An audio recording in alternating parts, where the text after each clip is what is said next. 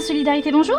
C'est pour avoir de l'aide pour une personne âgée. Pour une personne âgée. Une fois que vous avez reçu le dossier, vous allez voir le médecin traitant qui remplit un J'ai dû certificat arrêter le médical. travail. Nous, effectivement, on va vous diriger vers le bon service.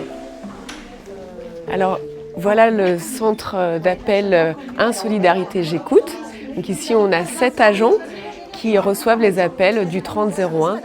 Le premier jour de cette plateforme téléphonique fut une journée noire. 4000 appels ont afflué des 4 coins de l'Ain. Depuis, le rythme est toujours soutenu, avec une moyenne de 600 appels jour dans un département de 650 000 habitants. À votre service, il n'y a pas de souci. Ces conseillères répondent à tout type de demandes en lien avec l'aide sociale.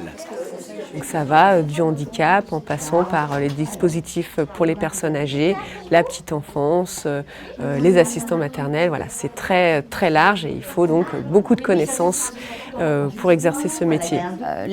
Notamment, c'était une dame qui avait besoin d'un rendez-vous assez rapide par rapport à l'état de santé de son enfant. Donc on essaye déjà de lui apporter des réponses dans un premier temps.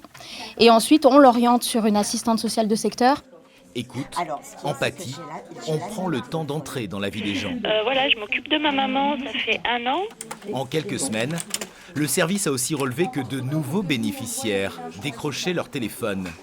Ils font partie des 30% de Français qui ont des droits mais ne les utilisent pas. Ah, vous voulez que je regarde? Parce que du coup, c'est dommage vu que... Se retrouver à un moment de sa vie en difficulté, c'est difficile de l'admettre et de le faire savoir.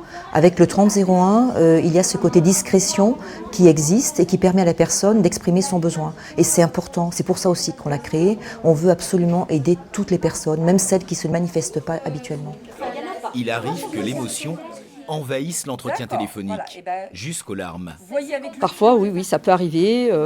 Après, c'est vrai qu'il faut prendre le dessus et puis s'en éloigner assez rapidement et puis reprendre le côté professionnel de notre métier. Mais oui, bien sûr, on ne peut pas rester insensible devant la détresse des gens, des mamans, des enfants. Oui. La solidarité est ici un métier.